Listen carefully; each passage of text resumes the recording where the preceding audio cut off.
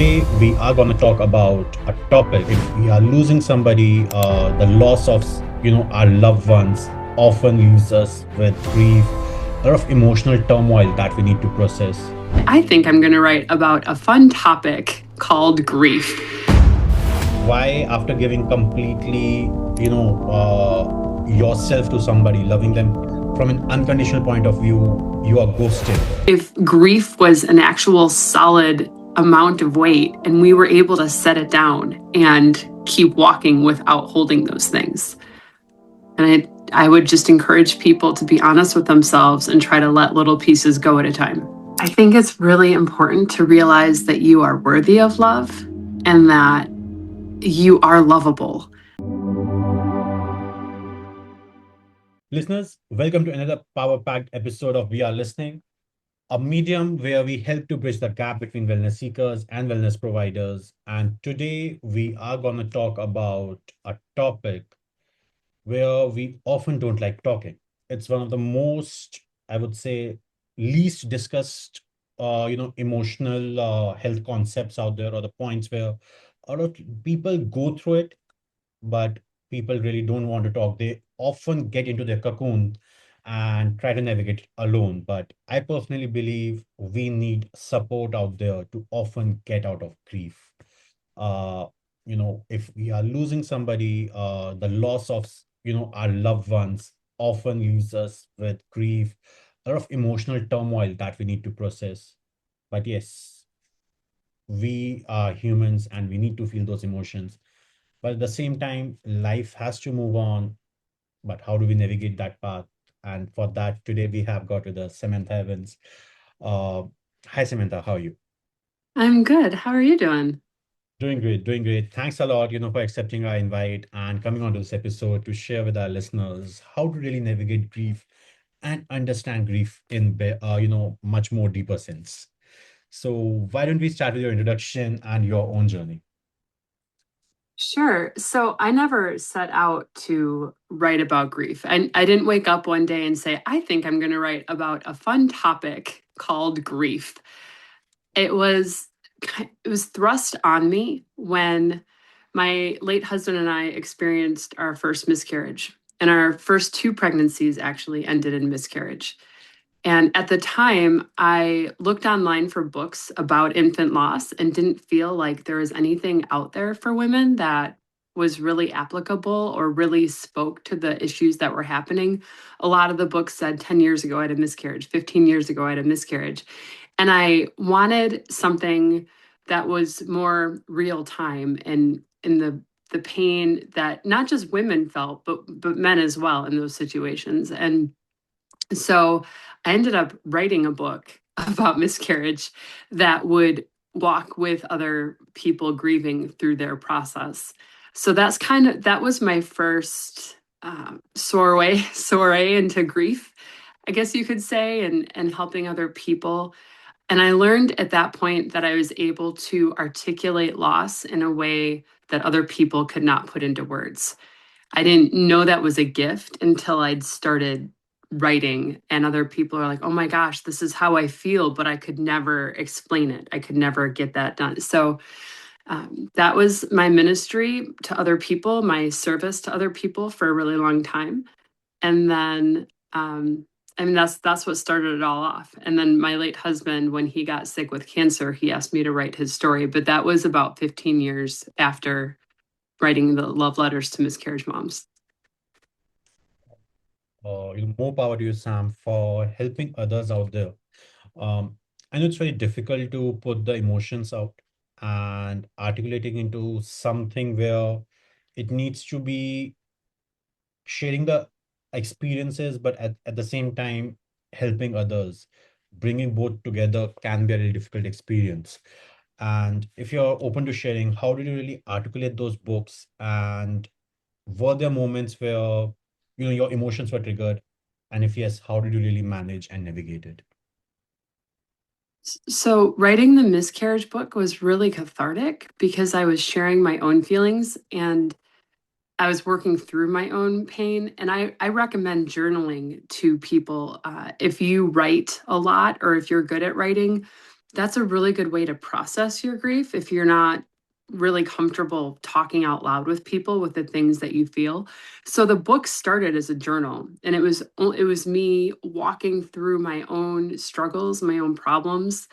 And then at a certain point I was like, I'm going to share this with the world. I'm going to help other women go through that. And so it did help, like walking through my whole story in my head for other people. Writing the book helped me grieve and process my grief and work toward hope and healing the way I hoped readers would work toward hope and healing by reading it.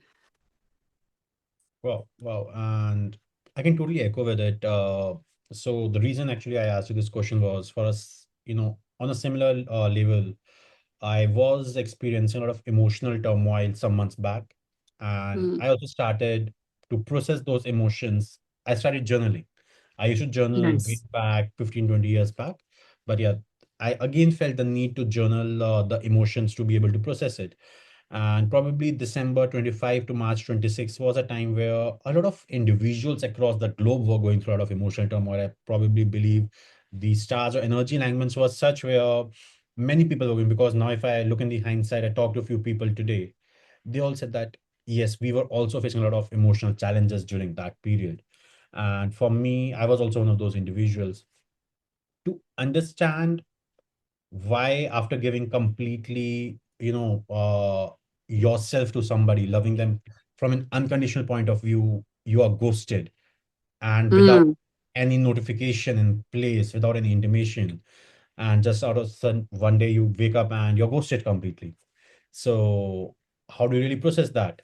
And you're ghosted from an individual who was your anchor for your complete emotions, your being. ah, So that's for me, hard. Yeah. that was the place I was, and I started journaling to process those emotions. And when I reached towards the end of processing those emotions, I was at a stage where I was comparatively better to process those. I realized that there are a lot of peoples out there who are highly sensitive, like I am, and who need this message that even if you're at a place in your life where you're the lowest point in your life, you are not able to figure out what's happening, you don't want to, stay alive. You're like, whatever happens, just I want this thought process, that havoc that's going in my mind to end. And just to stop, what do you really do? How do you really navigate and come out of it? So that's the story I wrote. And probably I didn't proofread it better the way I wanted to, because I was afraid, it will trigger the emotions again. But yes, after the first Mm, edition, I did proofread it and I published a second edition, bridging the gaps that were there in the first edition. And it's now available for the world outside. But I can totally, what's the name of it?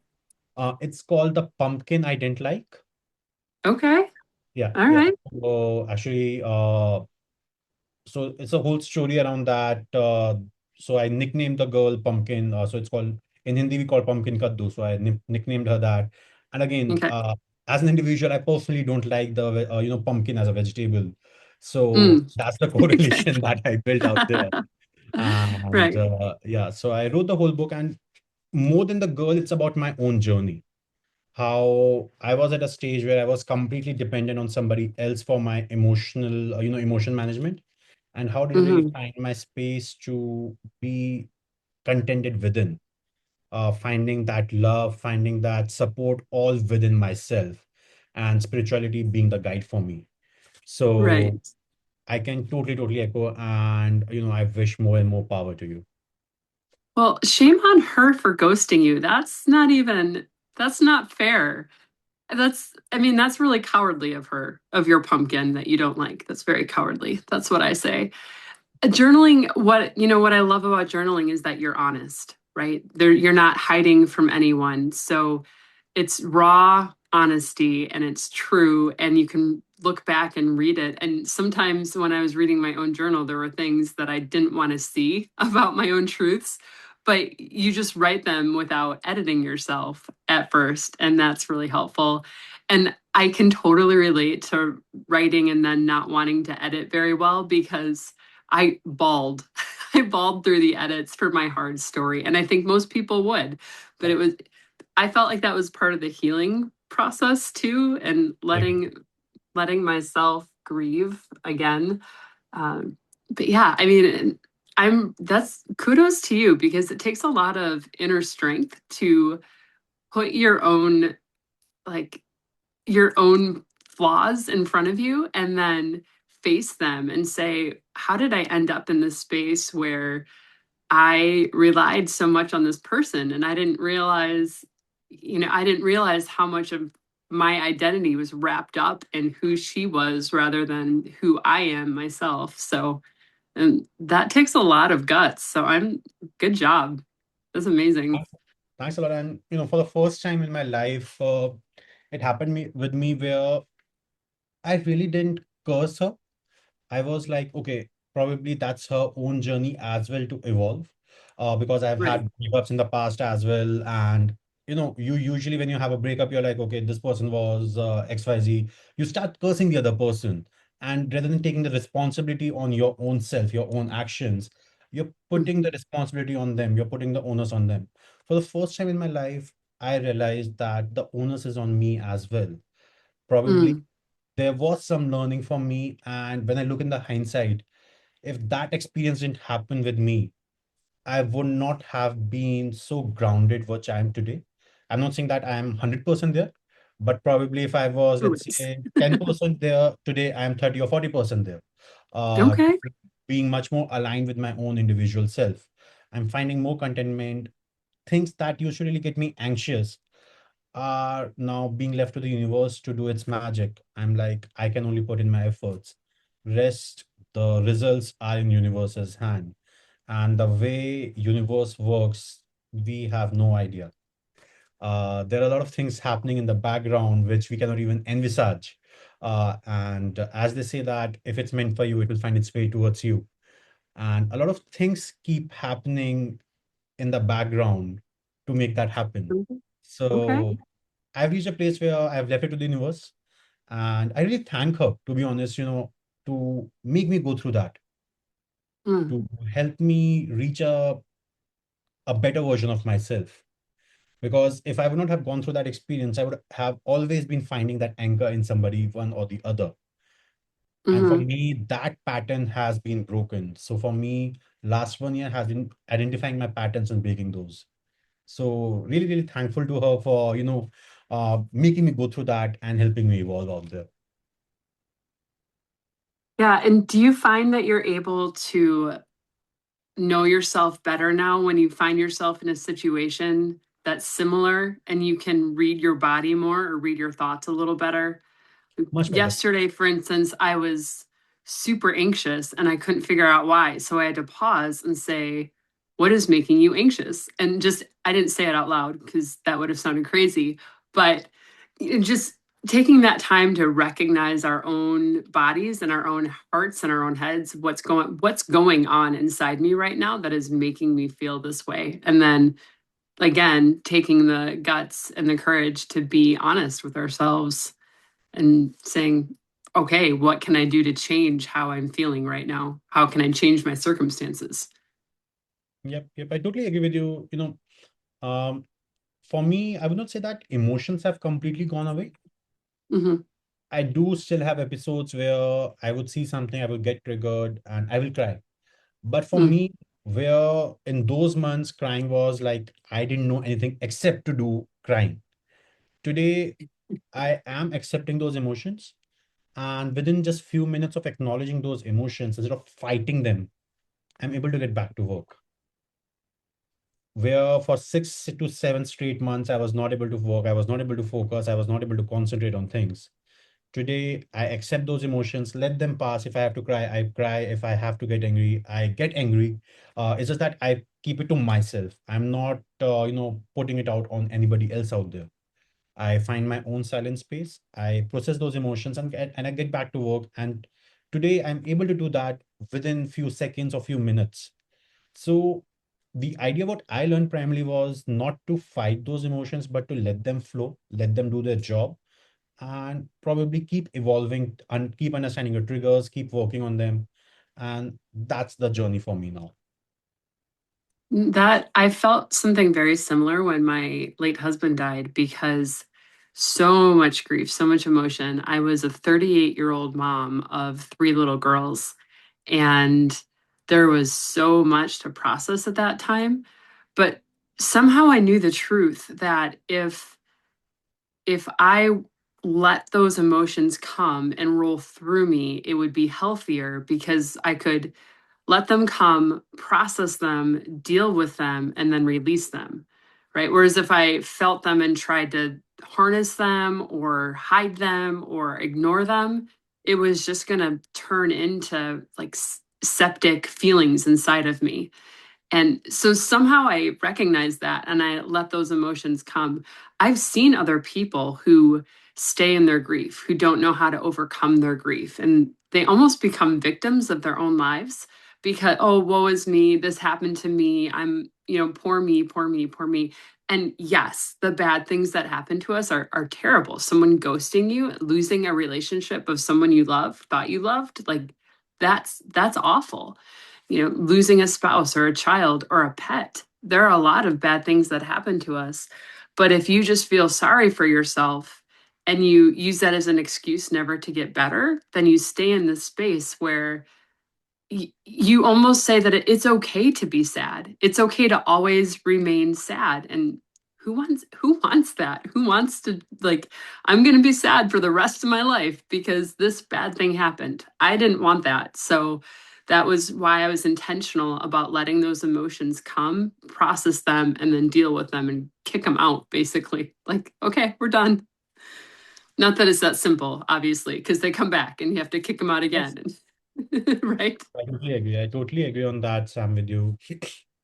You I have witnessed a lot of people and met a lot of people out there who stay in that same zone as you mentioned. Uh, Mm, that life has been very brutal to us. Life was not fair with us. Uh, I believe life has been challenging for everyone out there, be it the richest of richest or people not that economically well off. Life mm, gives everybody some, challenge in some form or the other. It's our outlook towards them that creates the difference. We have seen a lot of people, the richest of riches, going through a lot of emotional turmoil. We have seen a lot of Hollywood and Bollywood actresses coming out, even after having all the possible financial, independence and materialistic mhm, things, sharing their, challenges with depression, stress, or relationship troubles. Uh, mhm. and for me, I very firmly believe it's what you make of it. Uh, Yes, 100% agree. Yeah. because in a very close friend circle, also I've seen people giving the loss or the grief as an excuse for them to be lying out there, for them to be Hmm. not, cognizant of other person's feelings, and always being in a scenario where they are trying to, you know, wear facades which are not there, just trying to show a different picture altogether of what they are, and then Yeah. giving these, experiences as reason for that. Are you So talking about manipulation a little bit? Is that what you're in a manner, yeah, describing? in a manner, Yeah. yeah. So they manipulate other people just for feeling probably a little better. I don't have the right words right now, but yes, Hmm. I've seen a lot of people manipulating others for their own benefit. And again, then giving excuses. So and so thing happened with me, and that's the reason I behave like this. And often my response is life gives everybody some or the other challenge. It's what you make of it. Giving benefit of doubt, evolving from it is the way moving forward. What are your thoughts? Right. I love the word evolving. Yeah, I actually had a person like that in my life who, like, we we experienced the loss of the same person. We both loved, he was part of both of our lives, and she remained sad. She remained sad, and then because it happened to her, she lost him, then her feelings are validated. So the way she treats other people is valid. Oh, I'm just going to be mean. I'm going to like she kind of snaps at people and well, that's a, I'm grieving. So I'm allowed to, and then it's almost like the victims become the bullies and they don't understand what they're doing, or they they want people to feel sad with them, and so they kind of like pull you down, pull you into their grief with them. And no, this is how I feel. I mean, it happens on a smaller scale, like we're talking about grief and losing a loved one, but it happens at work, like with gossip. If you're in a situation at work where someone doesn't like someone else, and then they're like, well, I don't like her because, and they try to pull you into their negative behavior and their negative thoughts. That's incredibly toxic. So it's been really important for me in this whole process to figure out boundaries for myself, which it sounds like you're also learning, and what is healthy, what is not healthy, what do I have to put up with other people, and where can I say, no, you get to keep that unhealth all to yourself, and I'm going to stay over here on this side. And I actually had to block that person from my phone. I told her, I'm not receiving these texts from you anymore that are venomous and yucky and gross. And like, she's almost mad at me for moving forward and moving on because I didn't stay sad with her. So I'm sort of a traitor, is how that I think happened. I'm not in her brain, so I'm not I'm not gonna try to like pretend I know what's going on in there, but that's how it feels. Like she's mad that I move forward and she's stuck. I can totally relate with that, Sam, out there. And it's really important to draw those boundaries. Since past few weeks, I have been noticing something that I am going through in a manner where earlier, where I used to like company of some people where they were gossiping and talking behind some people's back, I have sort of now finding myself not very comfortable in that particular zone. I prefer Mm-hmm. not to gossip. uh, Discussing and understanding to evolve yourself is a different aspect, but bringing the same point again and again, where I also used to, find, I don't say happiness, but some form of contentment in talking about my pain and my negative experiences used to give me some form of satisfaction inside. That has completely gone. Now I don't like talking about my pain. Uh, if it's about helping somebody evolve and sharing my learnings, that's a different thing altogether. But just for the sake of having a conversation around that in a gossip manner, I am finding disconnect with that. I am starting to disconnect with some individuals who are very good friends. I used to talk to them, some groups where I used Mm, to be very actively involved. Now I'm finding myself to be disconnected because majorly, I find negative energies in those circles, and exactly. Yeah. people not living up to their commitments or showing the basic, you know, uh, signs of loyalty. You're saying something on the face and then you're going and doing completely something very opposite. So I'm really finding that disconnect happening with me in my circles right now and having a very difficult time to navigate it in a manner. Where do you go and talk? I am a very extrovert person. I love talking to people, meeting new people. But then the existing circle, or to a certain extent, is creating that disconnect for me where I'm not able to match their wavelength now. And probably it's because of the whole evolution process. But I am more contented now in my own being. I often don't feel the need, to talk constantly out there. What do you think the difference is between having to talk out an issue that you have with someone because you have to process it and gossiping about them? Have you figured out where that line is between like healthy conversation to heal and unhealthy, toxic, not moving forward, not forgiving, staying stuck? I'm I just guess curious. you just answered that because when you're having healthy conversations, you probably put out all the facts, you reflect on it, and Hmm. you to a certain extent reach a stage where you don't feel the need to discuss it again. And even in the first conversation, you probably forgive that person. Now, if the Mm, discussion is again happening, it's for your own betterment to understand which particular aspect you will not able to decode or figure it out completely. Whereas I believe in gossip, it's the same pattern, same points being discussed over and over again with an intent just to kill the time or just to, belittle the other person. Right. Or feel better about yourself by putting Yes. someone down. Yeah. That's probably the difference. Yes. When you're Massaging your trying, ego. right. Yeah. Yeah. If you're trying to feel better about yourself by saying, okay, here's what they did, here's how I respond, like taking responsibility for your part in that, or did I have a part in that? And then moving away. Maybe Yep. that's the piece, right? We move forward, we move away.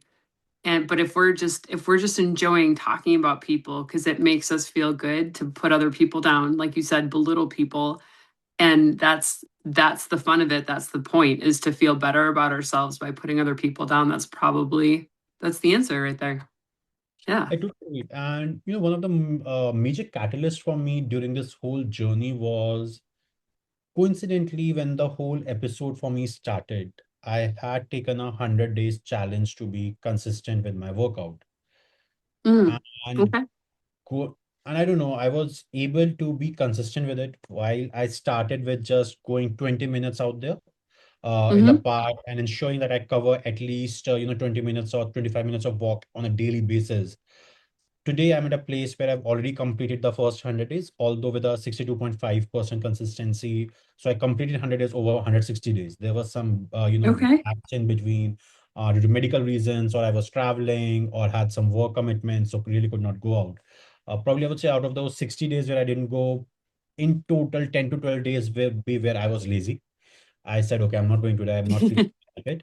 But yeah, rest of the Right. day was majorly some commitments which were already there and didn't really allow me the time to be out there. Being out there in the morning, the very first thing as that run or walk, got my positive hormones moving, got me into that Mm. positive Mm-hmm. thinking mode. And that really helped. Like now I have started the second part of my 100 days challenge again, where I've set some more targets. In the previous 100 days, I lost 21 kgs. I reached a stage where I was able to, without losing my breath, walk for good 6, 7 kilometers. I even completed 10 kilometers challenge and a lot of achievements. And Nice. Very good. yep. And now I have, in a manner, started missing that workout. Like I could not go today. I got late yesterday at work. I only had 4 hours sleep and I have to Mm. leave early today for work. I'm missing that workout. I'm like, I need to go for that. I've become addicted to it. And the moment I'm out there in the park sweating and enjoying that fresh air, all those negative emotions that get accumulated in the days when I have not gone to the park, they all just vanish out in thin air.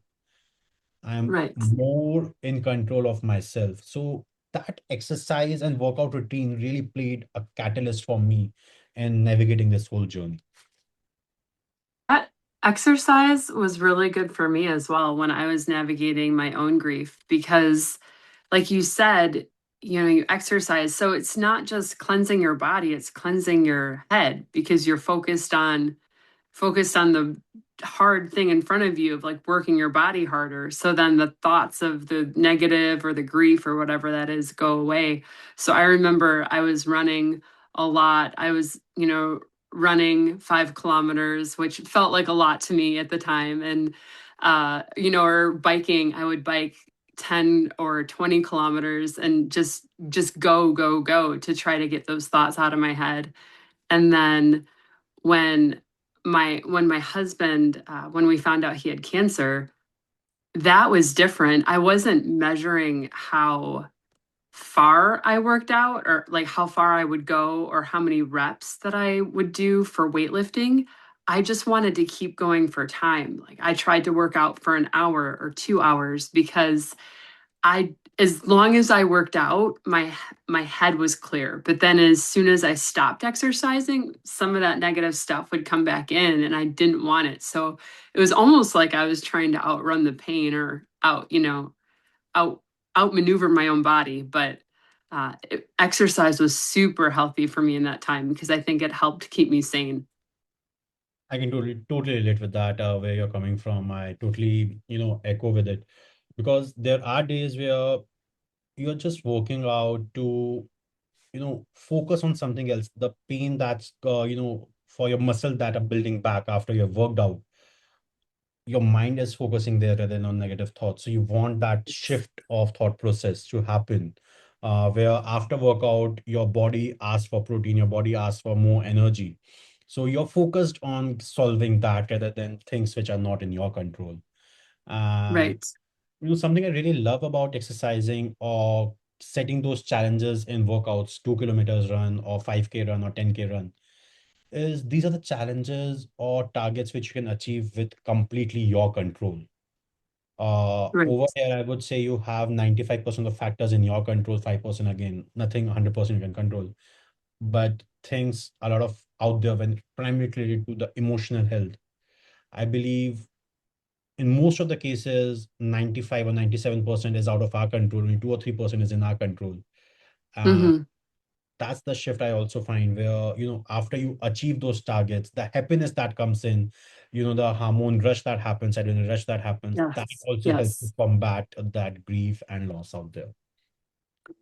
Yeah, it's definitely a healthier, it gives you a healthier endorphin kick, when you get that high and it feels really good. So I remember, yeah, like I I have not been as good about working out lately. I just got a gym membership recently and I'm getting back into it, but it's hard to get back into it, but my body already misses it because of that feeling that you get when you're done and that sense of accomplishment. Like I achieved something amazing here and I feel great inside.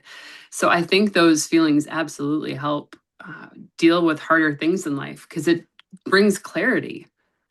I agree. I agree. And for me, primarily, it was at a place where I agree that that particular ghosting episode triggered a lot of things. But yes, I Hmm. have been at entrepreneurship for last 10 years. So the failures in that journey, or probably the learning steps in that journey, also were accumulated emotions which I didn't process for last 10 years. Mm. And more than that particular 4 months episode, it were those suppressed emotions which I didn't Mm. notice, which I didn't pay attention to, they all just bursted out like a volcano for me. Mm. And it was the lava flowing overall, getting me, every part of me to, just not able to process anything, what's happening. So going through that workout, getting that sense of accomplishment. Okay, while I failed over there, this is something I achieved. This is an accomplishment for me. Help me balance that failure with this accomplishment and find contentment for that particular thing as well. Yeah, and that is really finding contentment no matter what circumstances you're in is really difficult.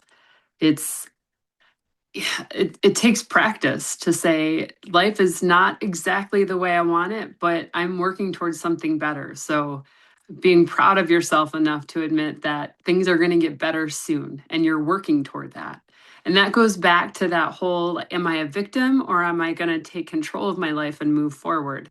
It's that same mentality. I want things to be different. I want things to be better. I want to be a healthier human, a happier human.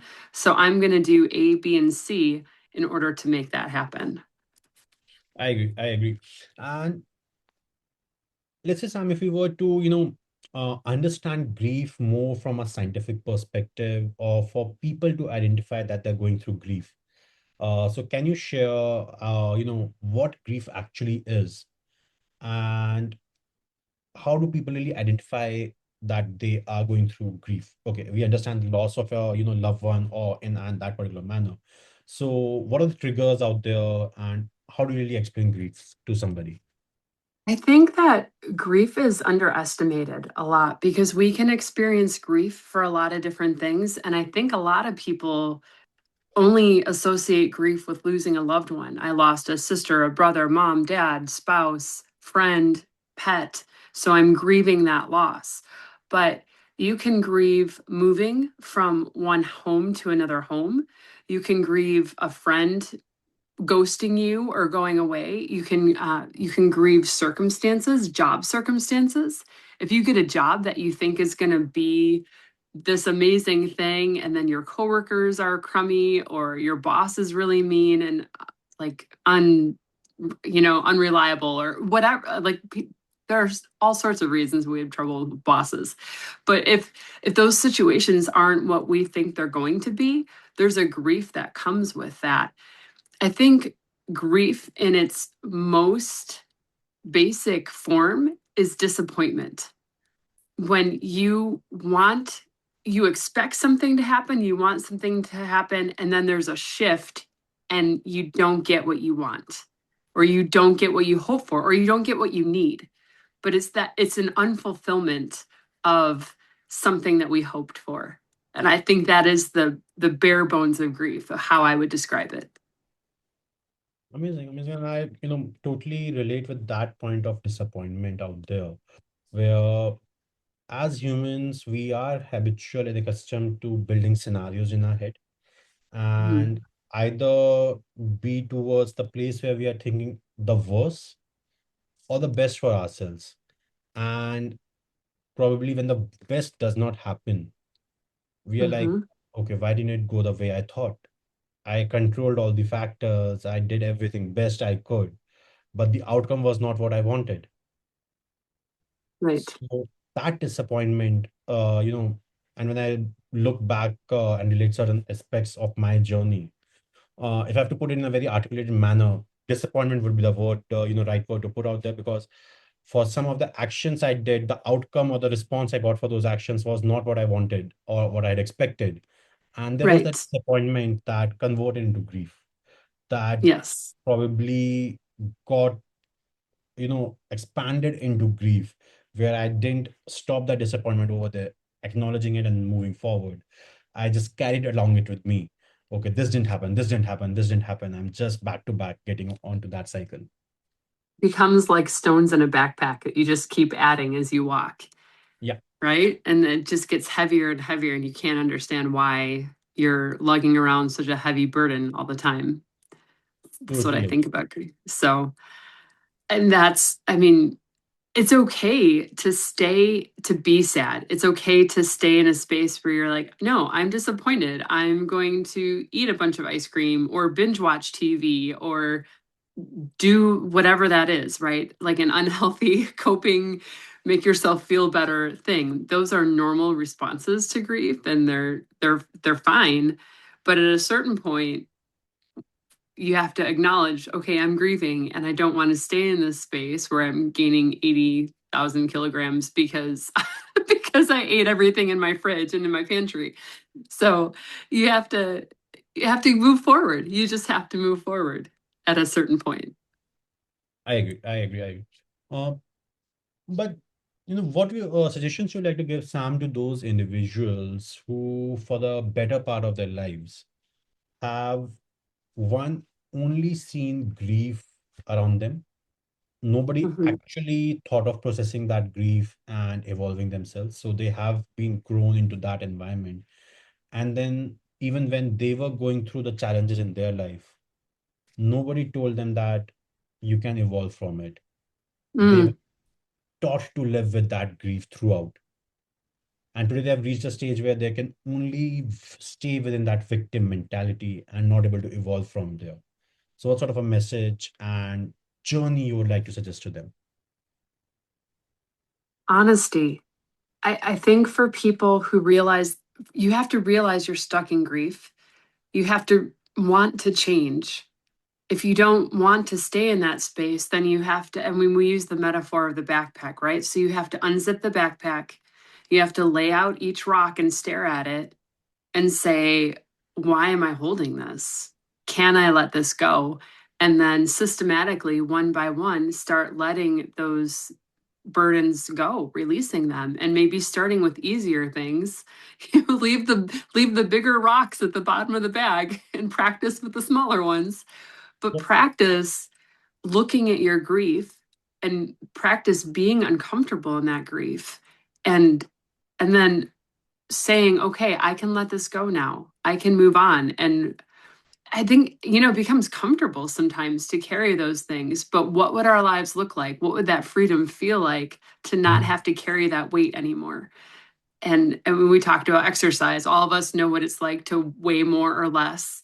And so, what would it feel like if grief was an actual solid amount of weight and we were able to set it down and keep walking without holding those things? And I would just encourage people to be honest with themselves and try to let little pieces go at a time. Understood. Understood. Uh, Help me another point in my understanding, if I'm correct or not. Often, I was just going through some marketing books and few marketing lectures out there. So need was defined as deprivation of something. Mm-hmm. And, a lot of people have that innate need to be felt that they're loved.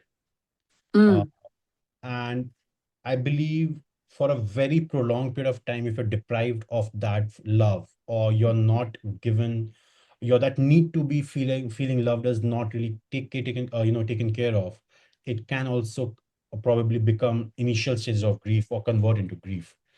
And mm-hmm. so how do you really deal with that situation out there? I think it's really important to realize that you are worthy of love and that you are lovable.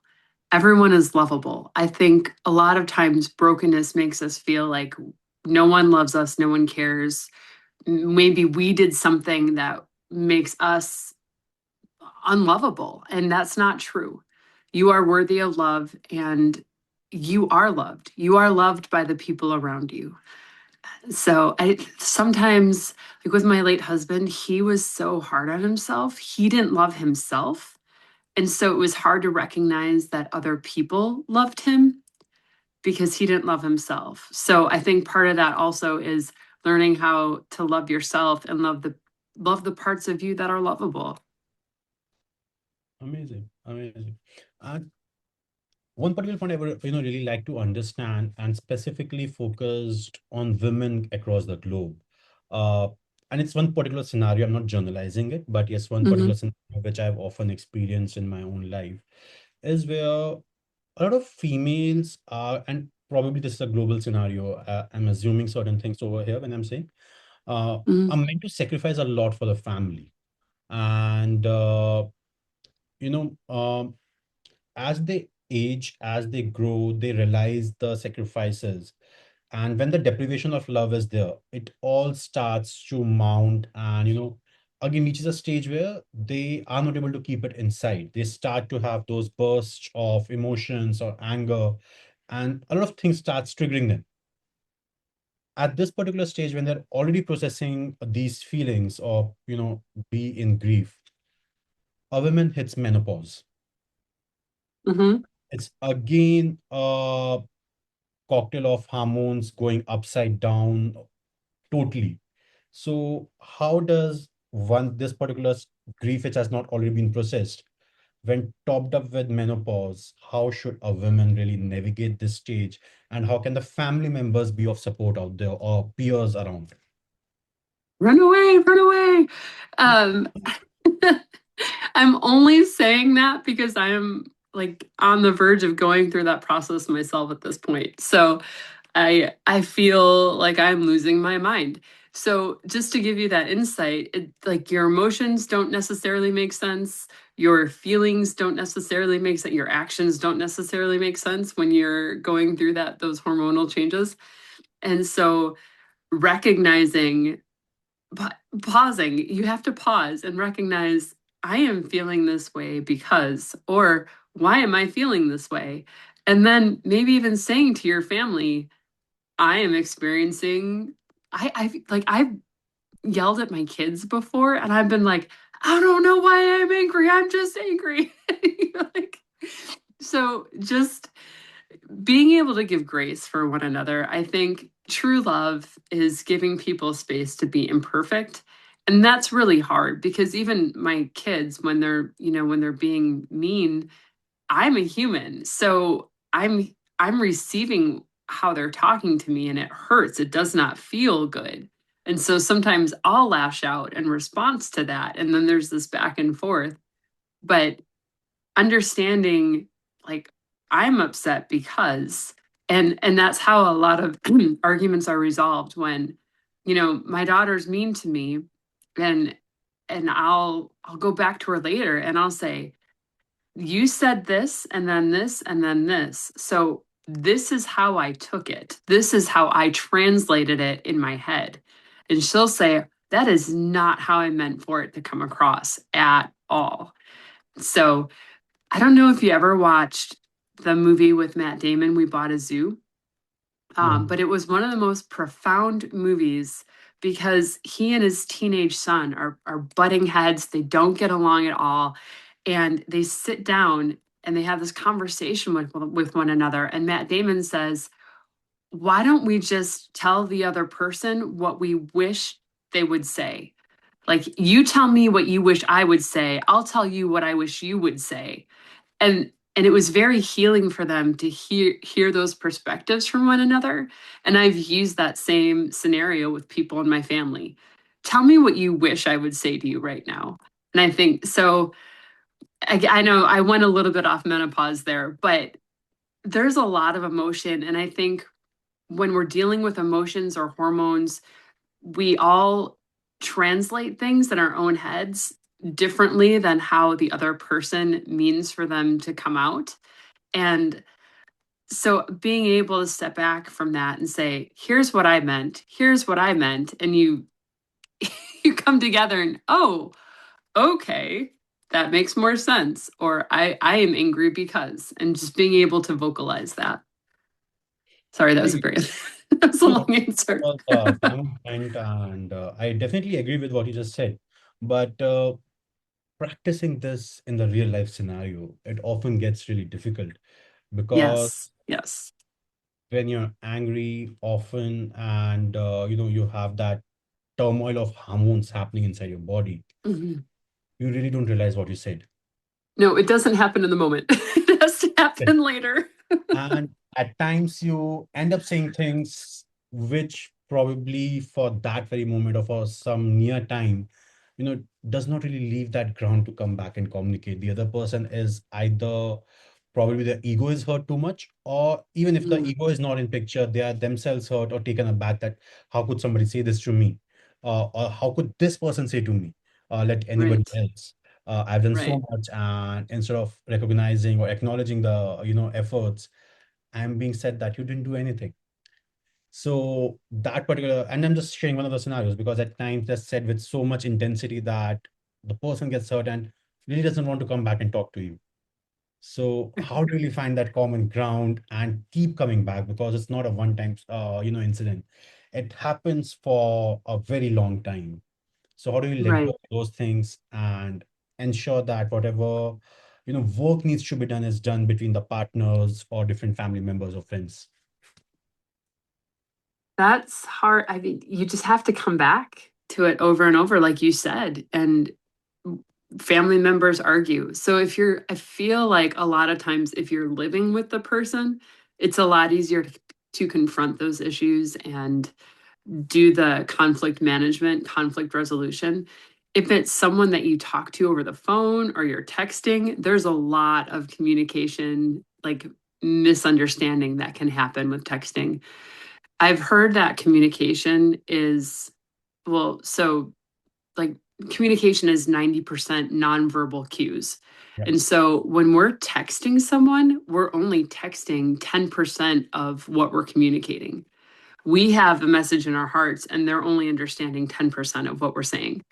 So I think it's harder if you're only on the phone or you're texting someone to resolve a conflict because you're not communicating at 100%. And then you have those barriers in place as well, or the lenses that you're looking through.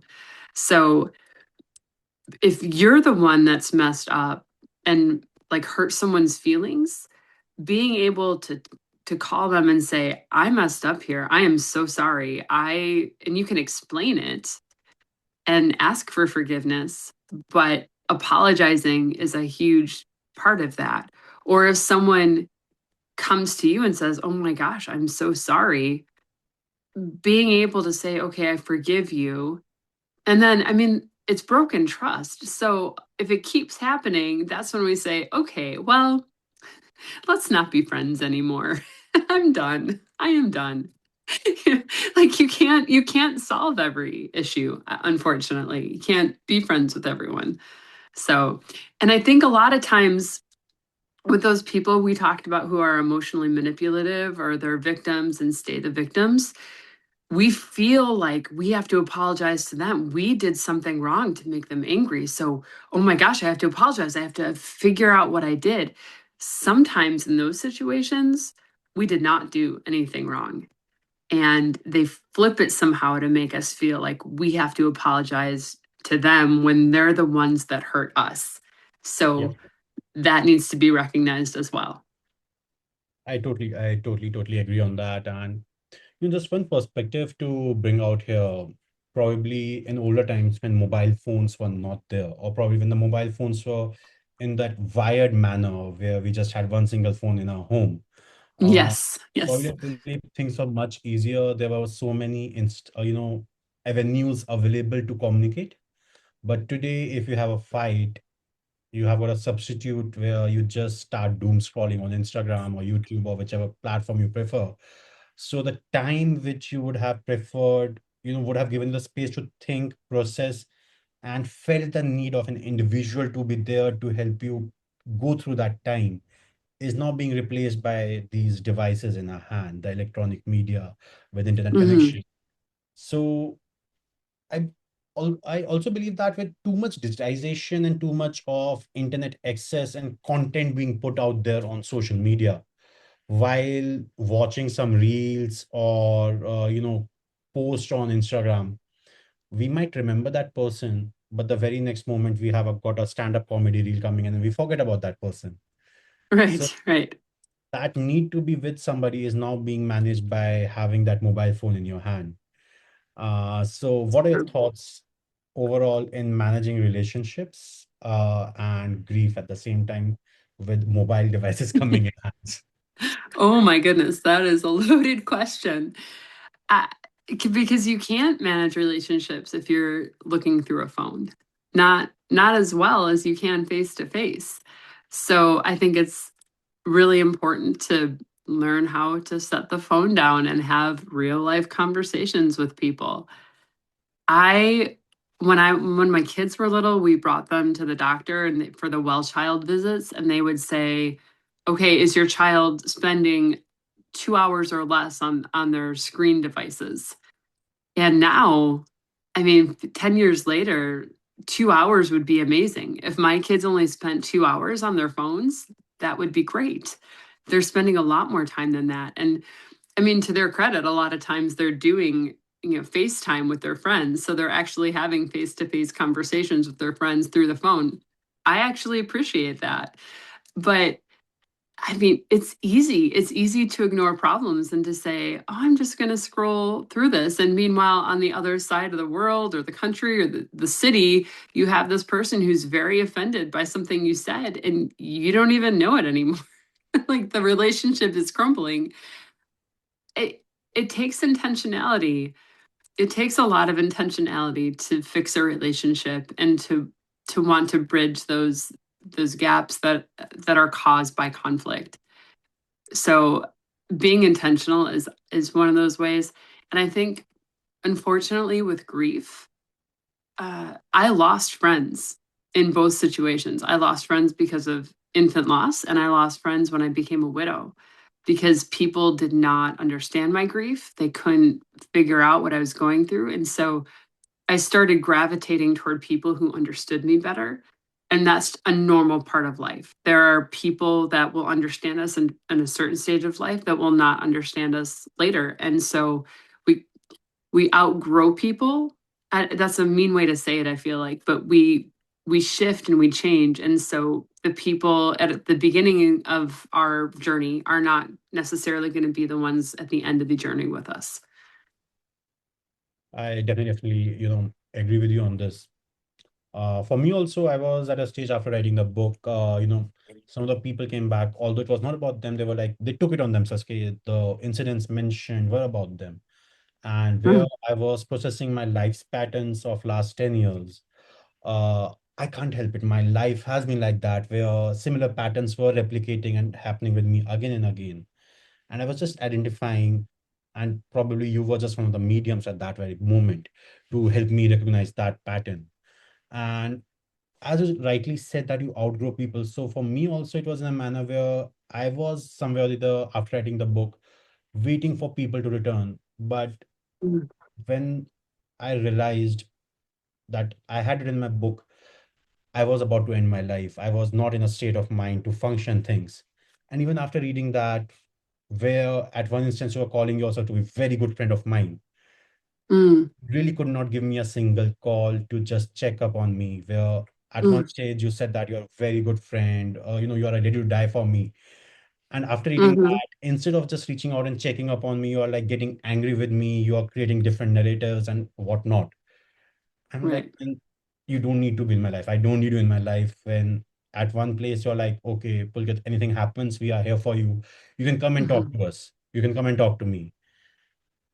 And you read about my struggle and you get angry. You build narratives that are anti me. I'm like, okay, that's not friendship. So, No, that's not. and I've That's not true evolved and friendship. I totally agree with you. You outgrow people and people don't matter to you after that. So it's really important to really, understand your self-worth, where you are and where you have to stop giving as well. So that's was my learning from my whole journey. Oh, I like that. Yeah, I mean, I totally agree that that's how it is.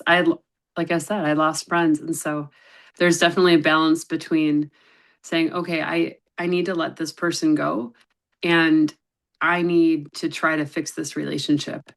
And I at a certain point, it's either going to work or it's not. And so saying, okay, I tried, I did everything I could to mend that relationship, and it's not supposed to be mended. We're too different. Yeah. And again, it's takes two people to, keep a relationship moving forward, can be just one individual. So 100%. Yes. both the Yeah. people need to have that intention. It cannot be just one person putting in efforts and the other person is like, okay, I don't care. Right. Yeah, I've been there too. I've tried to chase people down to apologize to them and make it better, and it didn't work because it was only one-sided. I agree. I agree.